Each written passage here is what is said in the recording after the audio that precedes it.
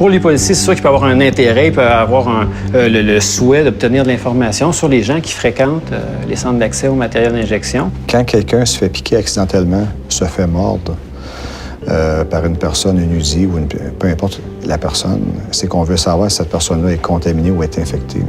Et là, ils ne comprennent pas pourquoi les intervenants du secteur santé ne veulent pas aisément, allègrement communiquer ces informations-là, alors que dans le réseau de la santé, on a un contexte de confidentialité dans l'offre de services que l'on fait.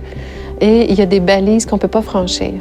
Donc, quand on parle de la gestion puis de l'échange d'informations, moi, ce que j'ai compris, c'était que c'était très important que tout le monde connaisse les contraintes de chacun. Et inversement, nous, si on a des choses à dire au niveau criminel, on ne peut pas le dire également au niveau du médecin. Donc, on est pris de part et d'autre par des serments de discrétion. Et au contraire, je pense que l'échange d'informations permettrait d'avoir une meilleure complémentarité de nos actions. Si un policier me demande « As-tu vu un tel? » Je le cherche, X raison. Normalement, je fais ma niaiseuse. Je sais pas de qui tu parles, je connais pas personne, mais ça, je vais faire ça même dans le cas d'un couple. Je veux dire, pour essayer de protéger ma relation avec la personne, on sait jamais ce qui peut arriver. Je me sentirais trahi, genre, peut-être. Ce serait plus ça, sentir trahi, parce que je me confie à elle, puis en même temps, ça me causerait de la merde. S'il n'y a plus confiance en point de repère ou en l'image qu'on projette, demain matin, il a besoin de seringues. Il va aller s'en chercher des neuves ou il va prendre ses vieilles parce qu'il veut plus venir à point de repère parce que j'ai brisé mon lien. Puis c'est tout le temps ça, la ligne directrice. Si la personne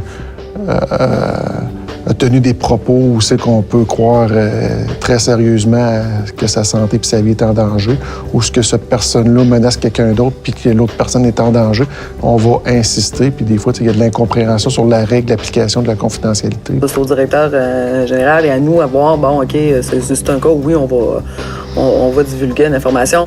Quand le policier est muni d'une autorisation judiciaire, l'intervenant doit communiquer l'information qui est demandée et qui est inscrite au document judiciaire que le policier a en main.